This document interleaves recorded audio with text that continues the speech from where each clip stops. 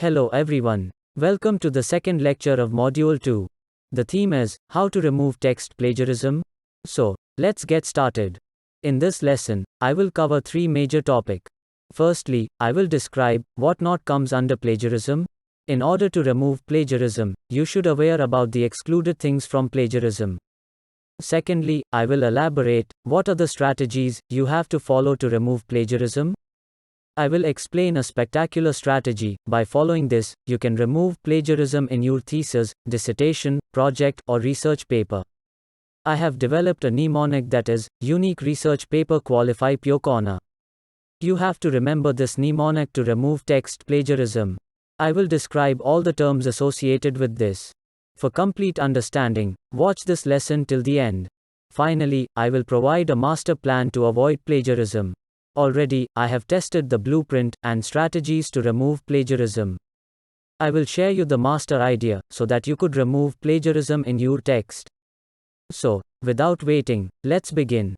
Before going to the strategies to remove plagiarism, it is important for you to understand what not comes under plagiarism, so that you could effectively communicate with plagiarism.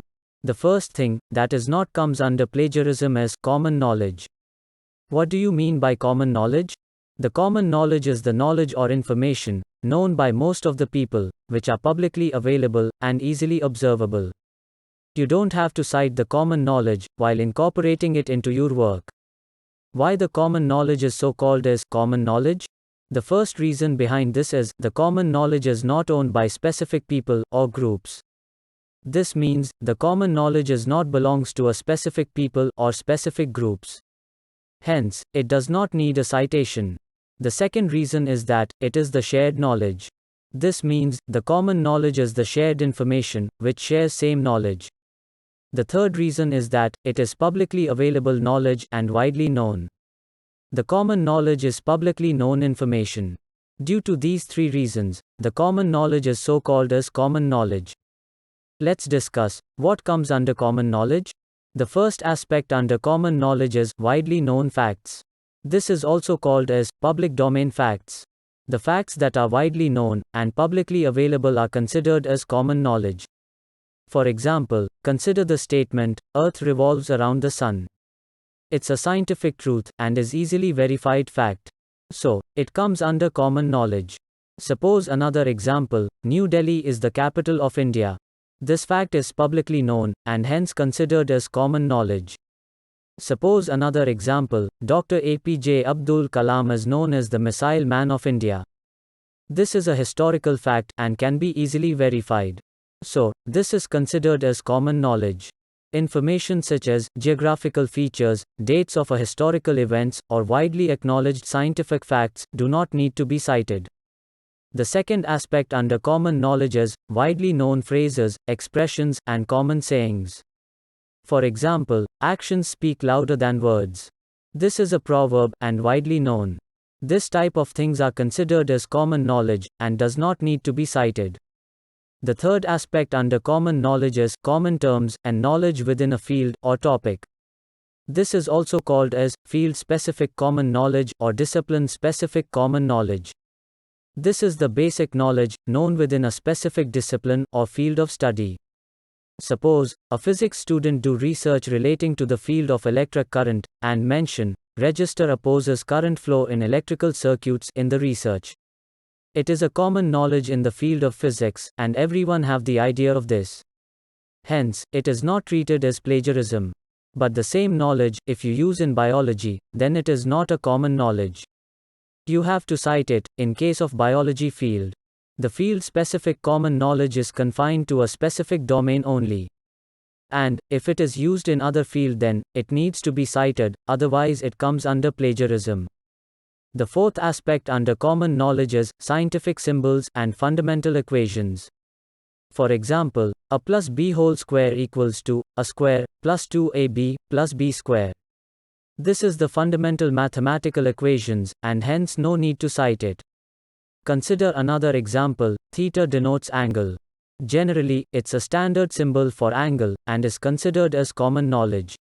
Another aspect under common knowledge is own contributions. This is also called as personal common knowledge, because only you can use this knowledge. It includes own ideas, findings, and results. It's because own thinking comprises own analysis, synthesis, interpretation, and demonstration of a particular topic. But remember that own contributions is confined to a particular research. If you use this in repetitive research without citation, then it comes under self-plagiarism. So, be aware about this. Another case, which fall under common knowledge, is non-copyrighted public domain works. 70 years after an author's death, their work falls into the public domain. Unless specifically indicated, their work becomes common knowledge and no longer requires a citation. So, be careful while incorporating public domain materials into your works. Next jumps to what not comes under common knowledge. The first aspect under this is citable facts. Not all facts are common knowledge. You will still need to cite it, so as to avoid plagiarism. For example, Orissa becomes Odisha in 2011. This fact is not widely known, and hence you must cite it. Next aspect is facts with statistics, or numbers, or data. For example, COVID-19 positive case in Odisha is 4.37% as on March 4, 2022. This is a statistical fact that needs to be cited. Some cases that not considered as common knowledge are others' opinion, controversial information or statements, others' interpretations, research results from other studies, facts outside a specific discipline, etc. These things need to be cited in order to avoid plagiarism. How you could decide what is common knowledge or what is not? In order to decide this, ask some question to yourself. The first one is, who is your audience or reader? By asking this question to yourself, you know your target audience, and which information comes under common knowledge in the viewpoint of your audience. The second one is, what does your reader already know? Upon asking this question to yourself, you will know the existing knowledge viewpoint of your audience. As a result, it helps you to consideration of common knowledge. The third one is, does your audience ask you about the correctness of information? By asking this to yourself, you will check the source of your information. Upon asking these questions to yourself, you will much more familiar with incorporating the common knowledge. The master idea behind this is, when in doubt, cite it. If you fails to decide whether your information is common knowledge or not, then it is better to cite it. Let's discuss what are the available approach towards plagiarism removal. There is two ways to remove plagiarism. One is unethical approach, another is ethical approach. The unethical approach involves some sorts of text tweaking so that the plagiarism detection system fails to detect plagiarism. Some may ask, how many words you have to change in a document so that it not to be plagiarized? Such changing could not remove plagiarism. Some may change the text in terms of synonyms, alter text by means of available tools. These alteration most of the time change the meaning of original source. These unethical procedures only reduce your percentage of plagiarism in a specific system, but rather it does not remove plagiarism.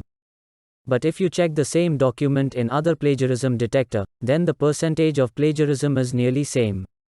Falsifying one plagiarism detection system could not remove plagiarism in other detection system. So, stay away from such unethical practice. Instead, focus on ethical approach of plagiarism removal. The ethical approach of plagiarism removal involves some research norms and strategy. Also, it involves own language. Own language does not mean to develop a new language, rather it means to write in own words. This procedure helps you to remove plagiarism in all detection system. So, focus and develop your skills to remove plagiarism through legal procedures. Now see, what are the ethical strategies to remove plagiarism? Then moves towards strategy to remove text plagiarism. I have developed a mnemonic so that you can easily remember the strategy. The mnemonic is unique research paper qualify pure corner. This mnemonic is quite realistic and true, because always unique research occupy a pure place in the scholar world. You may treat this strategy as a hexagon. First letter of each words in the mnemonic represents the sixth corner of a hexagon, and all the corners are interlinked very closely. Let's see, what are the acronyms of each key letter associated with this mnemonic? The letter U represents understand, R represents research, first P represents permission, Q represents quotation, second P represents paraphrase, and C represents citation. The first three letters, U, R, and P, satisfies the basic needs of research, whereas the last three letters, Q, P, and C, satisfies the specific needs of research. Let's discuss each key term so that you could understand what exactly the strategy, so that you could apply this formula in your research to remove plagiarism. The first key letter is U, and the associated term is understand. Maybe you are thinking that, what you have to understand? Let me clear you that, you have to understand your research context. How can you understand? Let's discuss it. The first aspect is to identify. You have to identify your research. It means, you must locate the concern area where your research comes.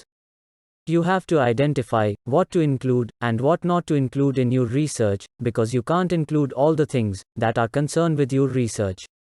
Instead, you have to include the purposefully relevant things which are concerned with your research. You have to identify, is there any conflict in your research? It's because research without any bias is more impactful in the scholar world. The next aspect is to focus. You have to focus on your concerned topic area so that you can magnificently explore more and more. Then the next aspect is to read. You have to read the literature from existing domain to understand others' work completely, so that you can do your research in a better way. Another most important aspect is to relay. Remember that, always establish your research connection with the pre-existing knowledge domain to explore the new things. This is all about the term, understand. Without proper understanding, you can't proceed further in your research journey. Next, move to the second key letter, R, and the associated term is research. Here, you have to follow the research norms, so that you could legally stand in the scholar world. You have to focus on honesty, ethics, and integrity. To avoid plagiarism, you have to stay out from buying, stealing, or borrowing research paper or research material and passing off as your own. You should stay away from such unethical practice. Don't engage or hire someone else to write your paper or parts of your paper on your behalf. Always follow legal procedures and rules of academic integrity. Always be an ethically legal person to stand up and face the challenges with courage, so that you can proudly say that, I do my research confidently by crossing all the barriers. By following ethics and integrity, you can avoid and remove plagiarism. The next key letter is P, and the associated term is permission.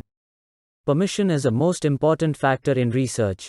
You have to obtain necessary permission while using copyright-protected materials in your research. Without permission, if you are using any copyright-protected materials, then your research comes under plagiarism. So to avoid this, you have to follow the rules. Let's understand, what are copyright laws? Copyright laws are laws which protects our intellectual property. Intellectual property may be your text, images, music, lyrics, or any media. You may see the copyright symbol in most of the research. Remember that, the research works are copyright protected with or without the inclusion of this symbol. So to avoid plagiarism, ask for permission to use others' material before using in your research. And, always give credit to the copyright holder when you are using their materials.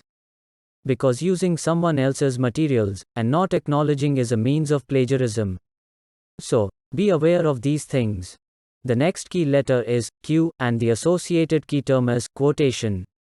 If you are using others' text in your research, then use quotation mark to specify that the text has been taken from other source. The important thing, when you are quoting, remember that the quoted material is copied exactly from the source. You can't change a single letter also. If you change the quoted text, then it comes under plagiarism. Also, don't forget to acknowledge, both in text and reference section. There are two special cases where you can omit and add text into the quotation, and that is not comes under plagiarism. I will explain you after some example. So, keep concentrating. The master idea behind quotation is that, show what you copied. It means, display them, you are copying their text with all precaution. Let's understand different plagiarism scenario in regards to quotation. For your understanding, here I am mentioning a sentence from my own published research.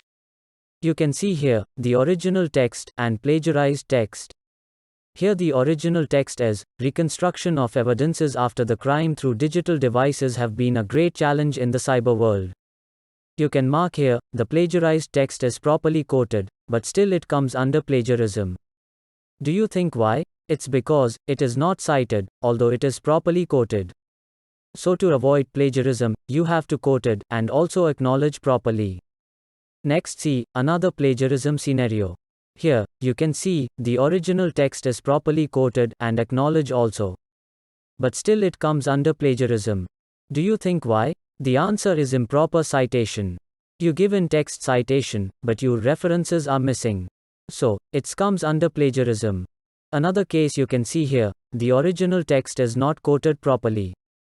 Here, I have changed a word that is through in the original text. Although I have provided in text citation, I have not properly quoted, and also missing references. Hence, it comes under plagiarism. Another scenario, you can see here, I have provided in text citation, and acknowledged properly, but still it comes under plagiarism. It's because, I have not properly quoted. You can see here, I have changed the quoted words. So to avoid plagiarism, you have to quote it exactly the source, provide the in-text citation, as well as cite in references. Here, you can see, no plagiarism, because all are perfect. So, when you are quoting, remember all these things in your mind, so that you can remove plagiarism in your paper. Let's understand some rules that you have to follow while quoting, in order to remove plagiarism. The first rule is, quotation always use double quotation marks. For example, follow research ethics, teacher says. You can see here, the words said by teacher is quoted within the double quotation mark. You have to be careful while quoting. The next rule is, direct quotation starts with a capital letter, unless it is divided into two or more parts. The second part should be start with lowercase letter. For example, the teacher says, always follow research ethics, and also academic integrity. You can see here, the first letter of quotation start with capital letter, and the second part starts with lowercase. The next rule is, periods and commas should be placed inside the quotation marks. For example, the teacher says, always follow research ethics, and also academic integrity. You can see here, comma and period are placed inside quotation. The next rule is, question mark and exclamation mark are included inside the quotes, when the punctuation applies to the quotation itself. And these marks are included outside the quotes, when it applies to the whole sentence. For example, what is the weather condition? He asked. Oh, it's cloudy, I said. Here, you can see the question mark and exclamation mark are included inside the quotation mark, because these punctuation marks are applied to the sentence itself. Who said, space is empty?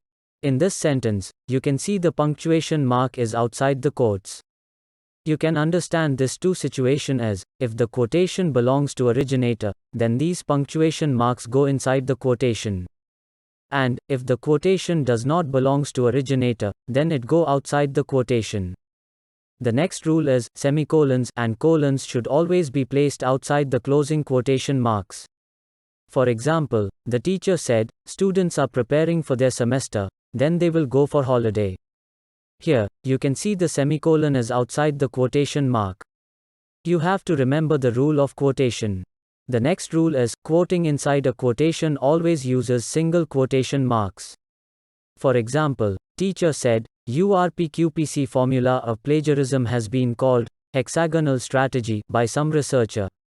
Here you can see the difference. Hexagonal strategy is quoted with single quotation marks.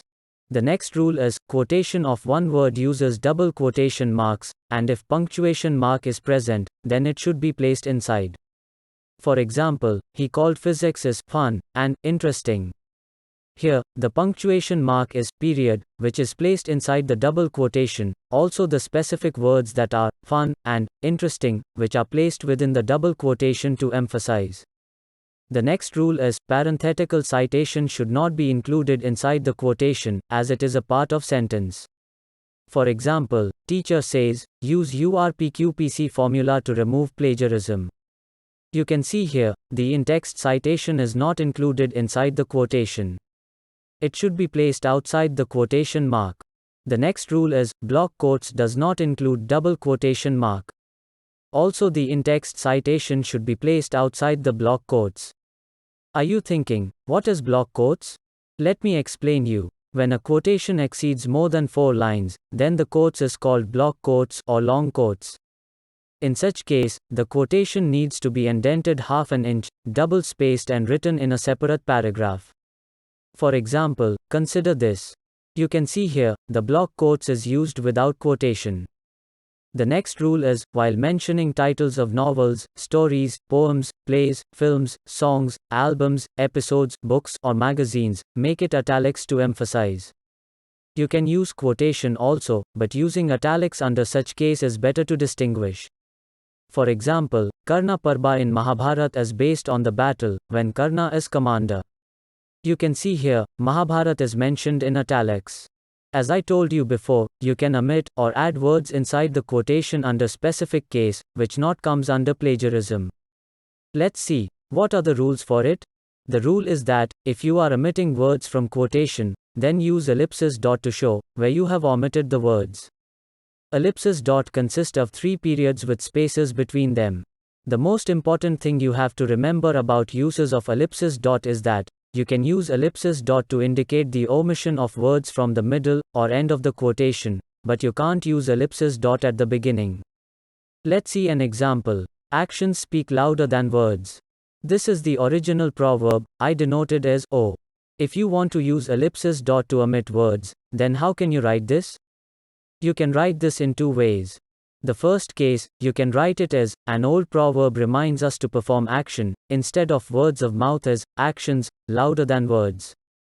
Here, you can see, I have omitted the word, speak, and instead of it, I used ellipsis dot at middle of the quotation.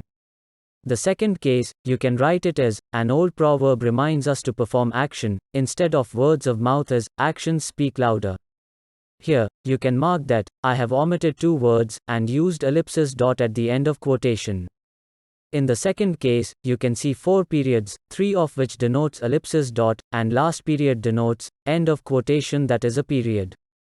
You should careful while using ellipsis dot. The next rule is about, addition of words into the quotation. How can you add words? Let's understand it. The rule is that, if you are inserting words into the quotation, then use square brackets to show where you have inserted the words. Use square brackets to add words inside the quotation. Never use parenthesis to add words because, parenthesis is used to indicate in-text citation. Let's see an example. The original text is that, LBK Barik theoretically postulate N membrane to investigate suspect privacy. Here, I want to add text into the quotation. Just see the quoted version. I can write it as, LBK Barik theoretically postulate N membrane, also called, nano-memristive brain, to investigate suspect privacy. You can mark the difference. So, be careful while doing this, because a silly mistake could lead you towards plagiarism. Are you thinking that, when should you quote? Under which circumstances, you should use the quotation in your paper? Let's see. When you need evidence to support your arguments. Sometimes you need evidences to express a specific point. In such cases you can use quotation. When you want to put emphasis on a particularly authoritative source on your topic, you can use quotation. While using exact statistics or numerical data, you can use quotation. While providing a definition, you can use quotation. In this regards, you can use quotation to support your points. Then come to some precaution you have to follow while quoting. The first one is, don't quote too often. It's because, if you are quoting too often, then you are bringing someone else's material, and you are losing your originality. So, this shouldn't be happen. The second one is, don't quote one source too many times. It's because, if you are quoting only one source very often, then you are bringing a single work of someone, and putting it into your text. In this case also, you are losing your originality. The third case is, don't quote too long. This is quite tragic. If you quote a whole page of someone else, and saying that you're quoting perfectly with all necessary precaution, then it's completely illegal.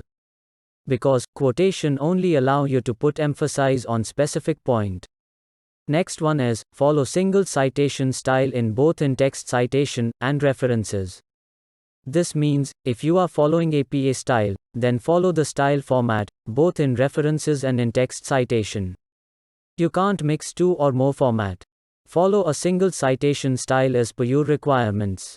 So, remember these points while quoting. The next key letter is P, and the associated key term is paraphrase. Sometimes you do not need a direct quotation, rather you want to incorporate the meaning of original text.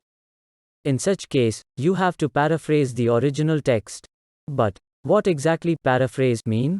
Paraphrase means restatement of source ideas by writing in your own words. It means you are rewriting the source by your own words. You are restating the original text with your own academic voice. If you are changing few words directly or by means of synonyms, but keeping original sentence structure, then it comes under plagiarism. That means you are paraphrasing poorly. So, to avoid plagiarism, you have to properly paraphrase or correctly paraphrase. To paraphrase properly and to avoid plagiarism, you have to rewrite the sentence in own word structure by keeping precautions that your restatement must relay the essence of source. If your restatement doesn't relay with the original source, then it has no meaning at all. So, be careful about this. Always relay the words and ideas of the source with your own thoughts and ideas so that interconnection should be maintained to avoid plagiarism, and don't forget to acknowledge. Paraphrasing allows you to synthesize information from one or more sources, focus on significant information, compare and contrast relevant details. The master idea behind paraphrase is that, show what you rewrite. It means, display them you are rewriting their text with taking all precautions. Before going to paraphrase, you have to aware about some points, so that you could remove plagiarism. Let's see, what are the technique of effective paraphrasing? Don't copy exact wording of original source. If you are copying the exact wording of original text, then you may fall under plagiarism. Because it could lead you to direct copy-paste plagiarism. Your ideas are the most important carrier. Allow some space to develop your ideas, so that you could effectively paraphrase. By using your own words, you could able to synthesize and demonstrate your understanding and your ability to convey the information. Don't just rearrange or replace a few words. Changing, rearranging, or replacing few words could not remove plagiarism. Also, this could lead to limiting your thoughts. Instead, you could express your ideas, understanding, and thoughts to restate the original text. Don't use any paraphrasing software to paraphrase. Wide variety of online tools are available to paraphrase, but do you ever think what the software do? The paraphrasing tools simply replace every third or fourth words of the original text. The software changes original words in terms of synonyms, passive voice, and structural reformation. But these changes does not create accurate paraphrases and could create meaningless communications. Read and reread the original text carefully, until you understand its complete meaning. It's because, without complete understanding, you could not restate the original text in own words. Clarify your purpose for paraphrasing. You must clarify the reason, how your paraphrase relay support your arguments. This helps you to present the information accurately. Check whether your paraphrase convey the original meaning. It's because, if the paraphrase does not reflect the original meaning, then you fail to support your argument. Avoids personal opinion in paraphrase. You have to present the information neutrally to avoid any conflict among original and paraphrase text. Compare your paraphrase text and original text. This comparison helps you to avoid the conflict of unintentional plagiarism. Acknowledge the source properly. In order to avoid plagiarism, you have to provide in-text citation and reference to the paraphrased text in proper way. You have to accurately address the original ideas in your own voice, so that it make an effective paraphrase. Let's understand different plagiarism scenario in regards to paraphrase. For your understanding, here I am mentioning a passage from my own published research. You can see the original text and plagiarized text. The original text is, here a thought is introduced to retrieving and investigating the suspect privacy. N-membrane, short for nano-memristive brain, is a hypothetical device which can preserve and remember whatever in the volatile RAM. Here, you can see here, the paraphrased text uses exact word of original text without quotation. Also, the plagiarized text you can see is poorly paraphrased and not cited. That's why it comes under plagiarism. Another case you can see here, the original text is rewritten or paraphrased perfectly, but still it comes under plagiarism. It's because you are poorly cited. You are provided in text citation, but you are missing the references. Another scenario you can see here, no plagiarism. It's because the original text is perfectly paraphrased and cited also. So, when you are paraphrasing, take all these major precautions to reduce plagiarism in your research. Many researchers what they do, poorly paraphrase, as a result the research becomes plagiarized. To avoid this, read again and again the source material for complete understanding. Then go for paraphrase. Let's understand some rules that you have to follow while paraphrasing, in order to remove plagiarism. The first rule is, while you paraphrase, cite the original work, using either the narrative or parenthetical citation. For example, Green explored the relation of number of scale points to reliability using simulations. You can see here, the paraphrased text follow parenthetical citation. By providing such in-text citation, your reader can easily locate the source. The next rule is, long paraphrase don't need repetitive citation. You can see here the example. In such long paraphrase, cite the work in first mentioned. Once you cite the work, it is not required to repeat the citation, as long as the paraphrase continue. The next rule is, if the paraphrase continues into a new paragraph, then reintroduce the citation. Consider the same example. You can see here, the paraphrase is being continued to 2 paragraphs, and each one consists of same citation. So, you must careful while applying this. The next rule is, if the paraphrase incorporates multiple sources, or switches among sources, then repeat the citation. Here, you can see the paraphrase incorporates multiple sources, and cited accordingly. The next key letter is C, and the associated key term is citation. Do you think, what is citation? Citation are the notation in the text of a paper that identify the source. It means, you use citation to locate source. Remember that, you have to acknowledge, and give credit to the source, which you are using in your paper. If you don't acknowledge, then your text comes under plagiarism. You can provide citation in many ways. For example, by footnotes, by endnotes, or by references. We will discuss how to cite the source in later lesson. Many of you are citing the source, but still plagiarized. Do you ever think, why is it happen? It's because, maybe source you cited is hard to find, or not found. Maybe you are following wrong citation format and style. Suppose you are following APA style but not in correct format, then it comes under plagiarism. Maybe you are mixing more than one citation style. Suppose, instead of using a single referencing style in your whole text, if you are intermix more than one style, then it comes under plagiarism. Maybe you altered your citation. If you are misplaced the citation, then it comes under plagiarism. To avoid any alteration, you may use reference management tools. Also, most important factor is, careful, what, when, where, and how to cite. This is called 3W1H formula of citation. If you are not aware about 3W1H of citation, then your research comes under plagiarism, due to your own mistakes. So, be careful. The master idea behind citation is that, show your source location. It means, display them your source is searchable, and can be found. Then comes to the master plan to avoid plagiarism. The most basic master plan is, to read the source material again and again until you can understand completely, and always take notes in regards to URPQPC to avoid plagiarism.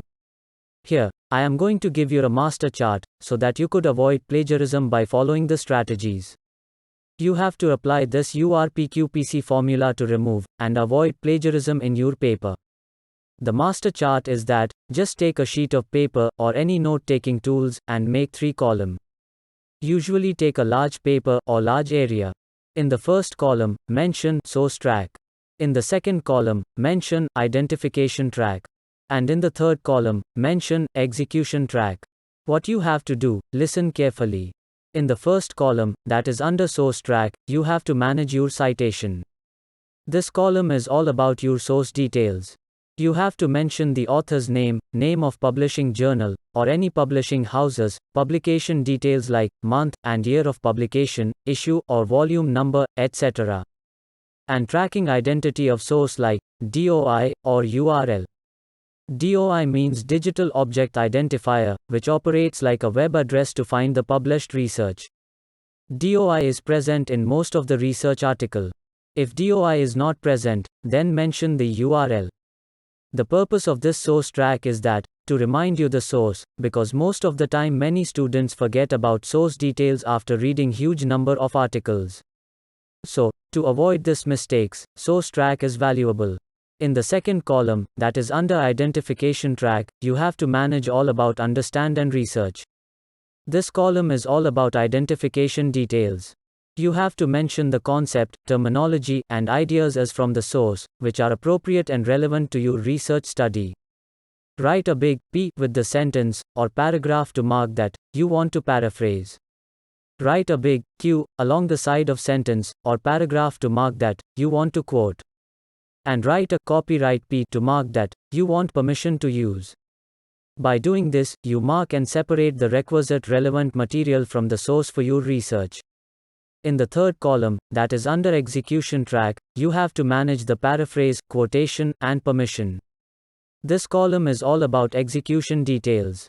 You have to mention the construct for your task, that is done or not. Write a big P with a tick mark along the paraphrase to identify that you rewrite the sentence or paragraph properly. Similarly, write a big Q with a tick mark along the quotation to identify that you have done the quotation properly. And write a big copyright P with a tick mark so that you can identify that you have taken necessary permission to use the source material in your research. Most of the researcher and students forgot about the source after reading so many articles or research paper. So to avoid this mistake, and to avoid and remove plagiarism, follow these steps. Then another master plan especially for quotation and paraphrase is to use infinite scale resolution. Listen carefully and understand. What is infinite scale resolution? It's just like an infinite axis ranging from negative to positive. It consists of two scale. In the upper part it consists of word scale, and in lower part it consists of clarity scale. The word scale ranges from few words to more words, whereas clarity scale ranges from clear and accessible to less clear and complex. Listen carefully. What is the work of these two scale? When there are few words, use quotation to emphasize the specific point, which results in high clarity in your research. Other case, when there are more words, use paraphrase to emphasize the specific point, which results in less clarity as compared to quotation, and is complex because you have to restate again. So, use these two master plan, and follow different steps that I had explained to remove plagiarism in your text. Now, let's test your learning by appearing the quizzes. You will get 10 seconds for answering each questions. Let's begin. The first question, if you use someone's idea in your paper, you don't have to cite it. What do you think about this statement? The options are 1, true, 2, false. Your time starts now. Which one is right?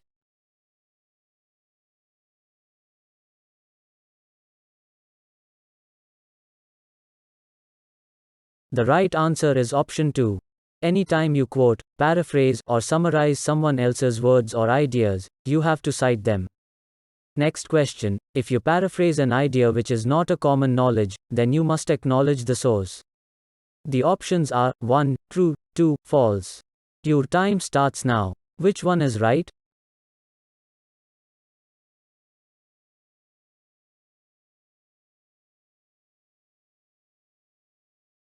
Option 1 is correct. You have to acknowledge the source, which are not common knowledge. Next question, you don't have to cite famous proverbs. The options are 1, true, 2, false. Your time starts now. Which one is right?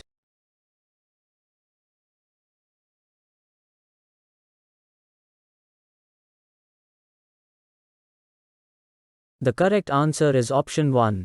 Proverbs are considered as common knowledge, and therefore you don't have to cite it. Next question, partial paraphrasing is okay, if you provide citation properly. The options are 1, true, 2, false. Your time starts now. Which one is right?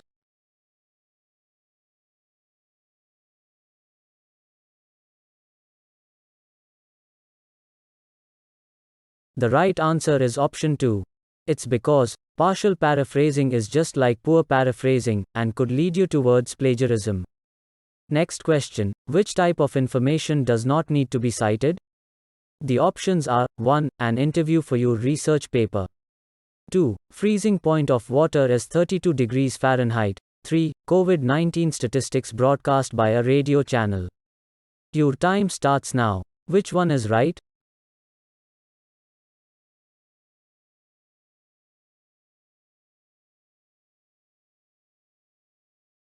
Option 2 is correct, because it's a common knowledge. Next question: what are proprietary words and ideas? The options are 1. Words and ideas that are common knowledge. 2. Words and ideas that are in public domain. 3. Words and ideas that are owned by someone. Your time starts now. Which one is right?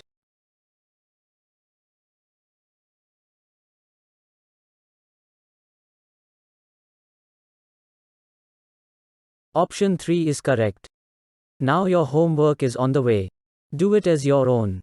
The first assignment is differentiate between legitimate and illegitimate paraphrase with example. The second one is how can you avoid plagiarism? Comment below. Next one is what method do you follow to remove plagiarism? Comment your answer. Thank you very much for concentrating in the entire lecture. Hope you enhance your knowledge and learning.